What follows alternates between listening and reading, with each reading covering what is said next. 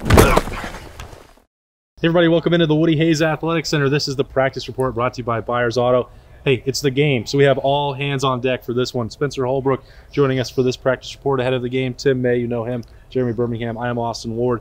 Saturday at noon in the Big House. It's Ohio State and Michigan, the #2 Buckeyes. And I'm not even sure where Michigan will rank in these college football playoff rankings tonight, but it's going to be a top 10 matchup. Why are you sure the Buckeyes are going to be #2? I guess maybe I shouldn't have said that at all. It's going to be a top 10 matchup. Yeah. Who knows where they're going to be.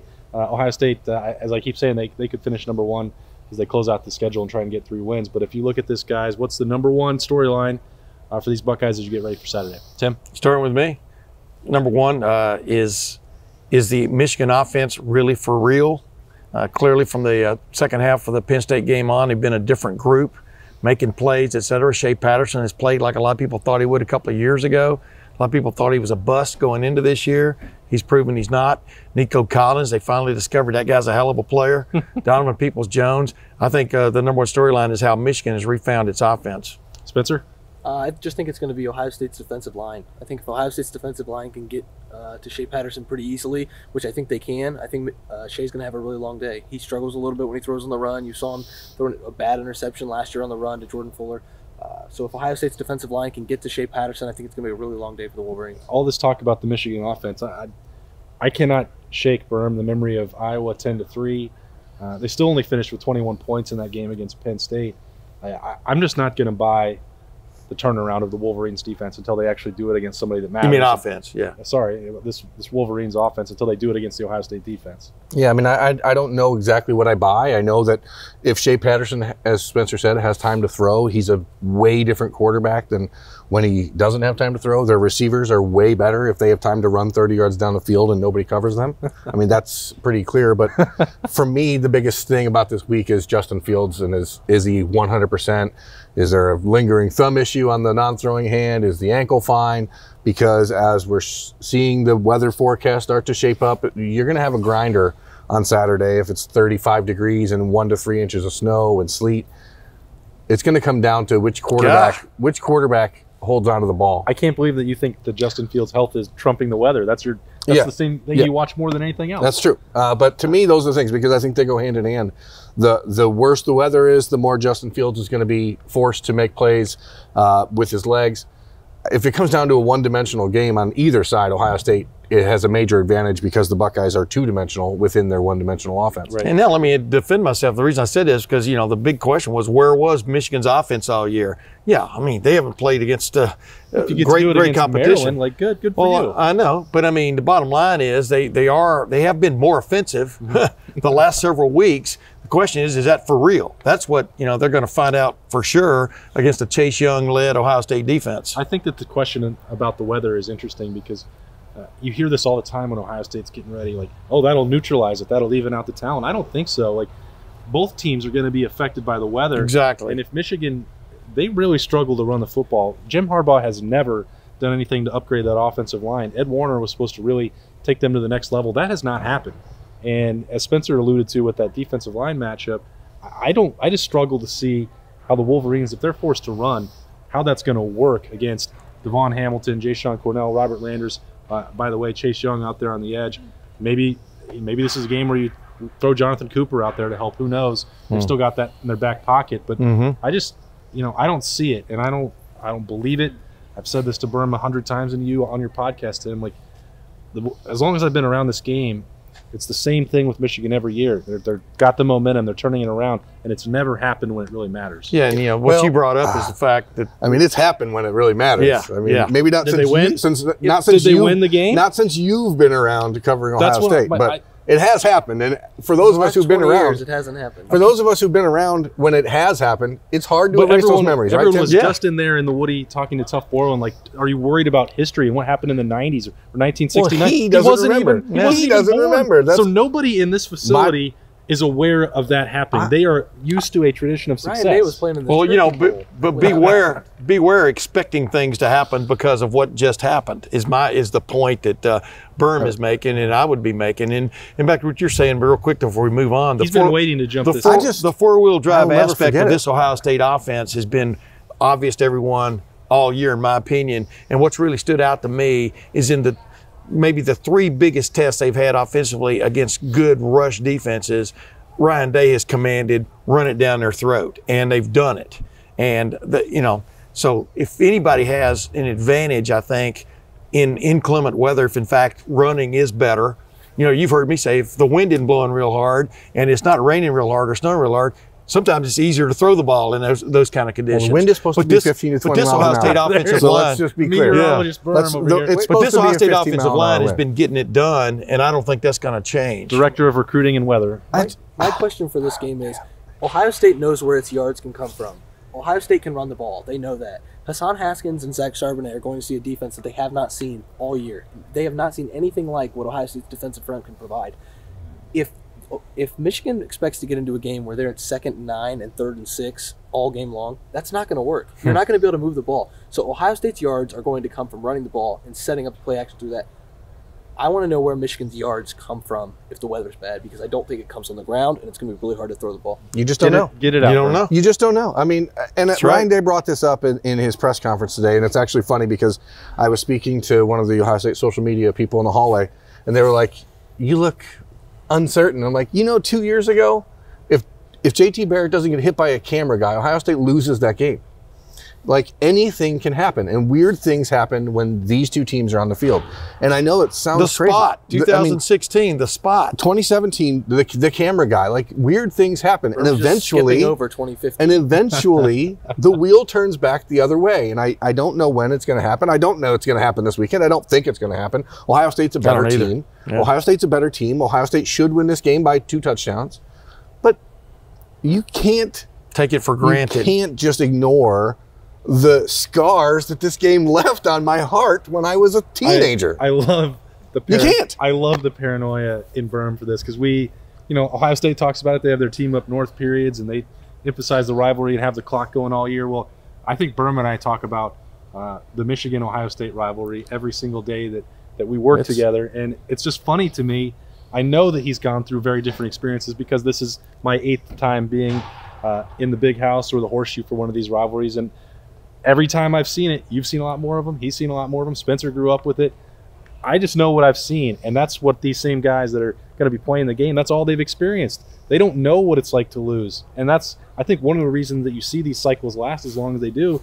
Is once you get stuck in it, it's hard to turn the wheel. It's going to come down, these games always come down to a play, a pivotal play, sometimes a seminal play. I mean, maybe just like the spot in 2016, like, we were talking to Pete Werner. I asked Pete Werner, what was your view of the spot? Because he was talking about what he remembered, what got him to come to Ohio State, pushed him over the edge, was watching Curtis Samuel score untouched, from 19 yards away or whatever it was on that run. But the play before that was the spot, and Ohio State got a favorable spot, and the replay didn't overflow. But, I mean, right on down the line, there are plays throughout history in this game that have flipped it one way or the other. 4th and 18 inches, Greg Fry, they call the option in 1990. I don't think they've run the option all year. They call the option. Greg Fry pitches, and Butler Benotti's probably still running with the ball right now as we speak. But he didn't. Sean Springs slipped. Sean Springs slipped. Now, that didn't cost them the game. That only put them down 9-7, but they didn't score in the second half after starting Joe Germain for the first time all year. There are all these little things, like Berm says, that are etched in your mind, both pro and con, for Ohio State and Michigan, which means you never, just when you think it's gone irrevocably or irretrievably the other way, it can turn. All right, this is the practice report brought to you by Byers Auto. We've talked about the rivalry there. Watch it be like 50-0 on Saturday. The history lesson. Why didn't you go for 2? Can't go for 3. Let's look ahead to this particular Saturday. Berm, you alluded to the health of Justin Fields. I think that will be maybe the dominant thing to watch come Friday with the availability report. He's not going to be listed on it through what Tim and I and Berm have all heard. And what Spencer's been around here looking at the sky. He was running up the tunnel on Saturday. I think he was already feeling fine and not feeling those bruises, but he's not 100%. I swear, I mean, when I watched that replay, his ankle, he was getting the business. He took one for the team, not on his ankle, about halfway up his body. He looked to me like, tell me when to stop. Looked like me right about there. He looked to me like he was taking the business, and you don't just jump up, but then you start to feel better progressively. Those of you who have taken the business from someone, and that's what I saw from that. I think he's going to be fine. He did take a licking. He was holding his left arm or wrist quite a few times in that game. Anybody could see that. I mean, I'd be, if I was concerned about him, that's what I'd be concerned about. And that may have happened on the fumble in the first half, when he was holding the ball in his left hand and a helmet hits the ball in his hand. And yeah, I don't know that impacts anything with how he throws the ball. It certainly impacts things how he carries the football. And again, he fumbled 2 more times after that in the game, and both times the ball was in that hand. And I don't know, just little things you look at and you start to wonder, could that be an issue, especially in a game where there could be weather? I think we also have to remember, though, it's week 14. Alabama's got injuries. Clemson has injuries. Who's hurt on Alabama? Every single team in the country is not at 100%. Every quarterback in the country is not at 100%. Read a newspaper. We know that Justin Fields, he's not 100%, but we can say that about anybody. So I don't think this is going to be an issue for him, especially he's lived in this rivalry now for 10 or 11 months. Yeah. He knows what it means to Ryan Day. I'm sure he's heard what it meant to Urban Meyer. But it's going to be cold out. And it doesn't matter what the weather's going to be unless you're a cameraman from Toledo. And so I think he's across from the depot. No, he's right. But the bottom, I think naivete is a good thing to have sometimes in games like this. I agree. I mean, look at Chris Olave last year. He was just going in there balling. I mean, 2 touchdowns, catches, a blocked punt. Are you kidding me? Those were game-changing plays. And 3 or 4 years ago, he probably didn't even watch Ohio State, Michigan, I would think. Not at 9 a.m. out there? Yeah, and everybody thinks you got to be from in-state to really feel it. I don't buy that. I've never bought that. If that was the case, then Joe Namath would never had a chance against Auburn. We played for Alabama, I mean, just going back to my childhood. I mean, some of the great players, Eddie George was from Pennsylvania. Right on down the line, some of the great players who played in this game and left their mark. Crimson Tide quarterback's getting a lot of attention. Yeah. Austin's from Wyoming. He understands. Austin's from Wyoming. He understands the rivalry. By the way, Tua Tagovailoa suffered a major injury. Oh, is he hurt? Yeah, I wouldn't quite put that on the same level. Here's 2 things that I think play in Ohio State's favor, because I know I'm sounding doomy and gloomy, right? That's usually how you sound. The third quarter of the Penn State game is a wake-up call that Ohio State desperately needed for when things go bad, right? Because they've been so good and so dominant all year long. And B, the fact that Michigan's coming into this game probably feeling pretty good about themselves, I think is a major benefit to Ohio State, as opposed to an injured dog limping into that game that has nothing to lose. And this team, they can't win the Big Ten. They can ruin Ohio State's season. They see these things they can't do that either. Well, they can run an undefeated season. They can put a mark on it. They can leave an indelible mark. They can damage it, and I think those things work in the Buckeyes' favor, because I don't think that there's really any chance that they would have come into this game like overconfident or thinking there's no way they can lose. But I do think that you need that little shot, that little poke to say, hey, things can go wrong here in a heartbeat. And Michigan coming in feeling like they are playing on the same level as Ohio State is good. I think the more talk that you get about 1969, 1995, 1997, all of these heartbreaks. Don't forget 96. 96, whatever the years were. I wasn't alive, so I don't know. Yeah, I was there. I think that's almost a good thing for Ohio State, because they didn't know what was going on with any of this. They had no clue that it was there. And now everybody's like, well, make sure you don't do this. And they're like, okay, yeah. Let's make sure that we don't have that, because I don't think it's going to matter. It's not going to matter one bit. All that happened. Some of it happened 30 years before. I get it. It's like saying make sure the plane you're on doesn't crash. I get it. You have no real control over that. Here's the thing for older people. When planes did crash a lot more often. I mean, seriously. I mean, I was thinking about that as I'm driving here. No, I was thinking about that as I was driving here. I agree with you from the standpoint of, I don't think history dictates anything. And then I had Ben Hartsock and Craig Krenzel on my podcast this week, and Ben Hartsock made a good point. When you're caught up in something and it's not going well over a span of time, and then one little thing goes wrong in a game, you think, you have a propensity to think, oh, here we go again, as opposed to one little thing goes right for the team that's got it going, and you go, here he goes, because I've a lot of those Michigan Ohio State games in the 90s when John Cooper went 2-10-1, Ohio State could have won those games with a play or two. And Ohio State was the better team, and vice versa, almost exclusively. And vice versa since 2001. Those games all hinged. I mean, 2002, Will Allen intercepts a ball at the goal line on the last play. Michigan's throwing to the end zone. So, the spot, as we just talked about, plays, somebody makes a play and that turns it. And sometimes it's early, sometimes it's late, but it happens. And somebody last year was Chris Olave. I think if you'd have asked us last year on that Tuesday to name 20 players that were going to swing the game, we wouldn't have got to him. So, but we kept hearing about him. Yeah, absolutely. You know? So maybe I shouldn't even phrase it this way. But if there's a dark horse guy who can swing the game, you can pick a Michigan player if you want. But it's one of our fans is going behind us right now. But go ahead. My expectation is that it's going to be on the Ohio State side. But if you pick somebody who can swing this game, who's going to be coming out of the radar, Olave style. Spencer, I'll start with you. Who would you have? Well, if I was put on a lie detector test and had to pick somebody from Michigan, I didn't say you had to do that. No, but if I was, I would pick Aiden Hutchinson, the defensive lineman. I think he can wreck a game if he's called upon to. But I think for Ohio State, it's got to be Garrett Wilson. That's probably the obvious answer. Mm-hmm. But you see this meteoric rise that Garrett Wilson has kind of taken, and he fields punts. He does a lot of stuff in the bubble screen game. Even if it's a key block, that stuff kind of goes. He's kind of an unsung hero for that if that happens. But those kind of moments are just as important as a 51-yard touchdown catch or something like that. So I think it's got to be Garrett Wilson, and I don't think it happens with, maybe it doesn't happen with a touchdown catch, but it might happen with a punt return, it might happen with a kick return, or it might happen with a block. I let Spencer go first so that you can have Garrett Wilson. I know. See, now I'm looking at, I was going to say Garrett Wilson. I'm going to go to another direction because I'm thinking I'm like a 1960s air traffic control, that big screen, the radar screen. Yeah. Garrett Wilson's blipping. He's been blipping. If he's not blipping, man, you need to change your radar. But over here, this little light blip that doesn't have his transponder turned on yet, that's what, enhances your radar image, is Jameson Williams, for example.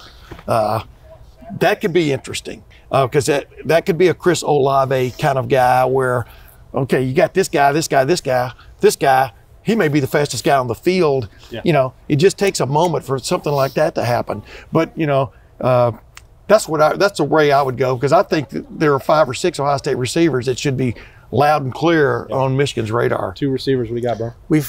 Speaking of a blip that we know about, but to me it's Shaun Wade, because he's a game changer type player. Like, he finds a way to be around the football in pivotal moments in football games, and he doesn't get all the credit. I think we're going to see Jeffrey Okudah lined up with Nico Collins most of the day, and that's going to be a premier matchup of 2 of the best players in the country at their position. But I just feel like Shaun Wade's the dude that makes things happen. And when he's floating around, he's moving from the slot, moving outside, back to safety, stepping up to the line, blitzing.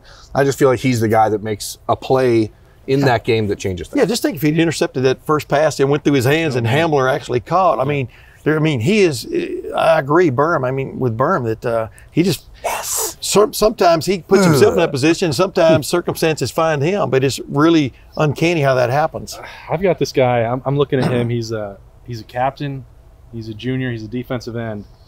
He wears number 2. That's not off the radar. Okay. I just want to see how long I can go. That's a Airbus 380. So Chase Young. That's like Air Force One. Okay. Yeah. Jeremy Ruckert. clear all airspace. Here comes the Air Force One. Jeremy Ruckert. This could be a game where you might see Ohio State saved it up. I know it's cliche to talk about this team and then maybe they'd throw to the tight ends, but Justin Fields looked to him for a pretty big 3rd down conversion late against Penn State. Tough catch near the sideline. And he's also out there a lot, doing a lot more blocking than people, they expect him just to make catches. Yeah. The fact that Ohio State is trusting him to hold up in a lot of these 11 personnel situations, that you saw Jeremy Ruckert out there a good deal against Penn State. I think that's going to continue. That doesn't mean I think he's going to go get 6 or 7 catches, but he might score a touchdown in this game that you're not really expecting. So I'd try to go a little bit off the radar. He's another one that blips for me. But changing my level of radar down to the ocean area, he's more like I think he's still on there barely as a rum runner. Rum runner boat. I don't know what that and is, you didn't catch them all. But you're right. I'm writing about this later in the week for LettermenRow.com. Is that this Ohio State offense, man? We're not overselling it. They've got answers. They've got options that I think are the deepest amount of options of any team I've ever covered at Ohio State, because they've got coaches that are coming up with them, but they got the players to fulfill them, like Jeremy Ruckert, like Luke Farrell, like Garrett Wilson, and then of course 2 stud running backs, and J.K. Dobbins and Master Teague III. We don't even talk about KJ Hill and Austin Mack and Benjamin Victor. And KJ Hill's about to become the all-time leading receiver in school history, and I think it just goes to show what this program has been built to be, when you can talk about these 5th or 6th or 7th wide receivers and the 2nd string tight end, and it seems like it's not even missing a beat. And I think It just speaks to the remarkable depth that this team has, and it's why there's no reason they should lose to Michigan. But you know what? He brought up a great point a minute ago, because, like, you know, we were sitting there in the press box. Chris Olave would have had 2 touchdown passes last week early. The big pass, because Justin Fields had to step left and move and avoid a rusher, and threw late. You know, Olave had like a whole city block head start, and they were able to catch up. Like Aiden Hutchinson, he's the kind of guy that could be that guy suddenly in Justin Fields' face on Saturday. You don't know how these games are going to go. We haven't even talked about Justin Fields from a sense where we've talked about the injury, we've talked about how the offense can do against Michigan's defense, but I mean, this is the game where Justin Fields can cement his legacy. Is there too much to talk about? Yeah, there is. That's why I'm going to bring it home right now on the practice report brought to you by Drive it home. I cannot wait. Berm said it, and it's that score prediction time. I got to save him for last. He said there's no reason they should lose, but I can't wait just to see where his mind really is. So, Spencer, what do you got on Saturday at noon? I've been saving this quote for a while. You can't plant potatoes against Indiana and expect potato salad against Ohio State. 34. That's pretty good. Whoa! Wait a minute. Chives. That's pretty. Sprinkle it on the potato. That's pretty good, man. I think throw some sour cream on there now. I think 34-21 Ohio State. I think Ohio State jumps out to an early lead. You might take a punch from Michigan midway through the second half, but I think this game is controlled by Ohio State throughout. I'm gonna go with the same dual-headed pick I had last week on the radio. Was 45-21 if the weather is decent, that you can still throw the ball, and they don't decide to just tuck it. And 38-17 Ohio State if in fact the weather is inclement. Berm. 21-13 Buckeyes. Wow, classic. I really think that by the middle of the second half, it's going to be a sloppy field and a sloppy game. And I think it's just going to come down to who's controlling the line of scrimmage. I don't think Michigan can do that against them. And I think at that point, it turns into Justin Fields and J.K. Dobbins versus Shea Patterson and Zach Charbonnet, or the other running back there. Yeah, that guy. I don't know that those two are going to outduel Justin Fields and J.K. Dobbins if it comes down to two dudes trying to run the football. But we're talking about offensive lines, right, too? I mean, that's sure. And I know that, Ed Warner, his legacy as an offensive line coach here, I know that people like to mock him a little bit, but what he did with the offensive line here was pretty spectacular. Yeah, it's not working. I haven't seen that in Ann Arbor yet, and I don't know if that's just because they've been so disjointed offensively.